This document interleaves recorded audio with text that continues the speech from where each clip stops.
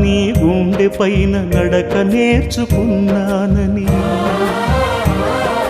నీ చూపుడు వేలితో లోకాన్నే చూశానని, నాన్నను పూజిస్తే ఆది దేవుని కది అందునని, అమ్మకు బ్రహ్మకు మధ్యన నాన్నే ఒక నిచ్చెనని, తెలియనైతి తండ్రి ఎరుగనైతి నాన్న, నాన్నంటే నడిచే దేవాలయమని మరచితిని, ఆత్మజ్యోతి చేతుల ఆపివేసుకుంటిని. మరచిపోయి కూడా నన్ను మన్నించొద్దమ్మా,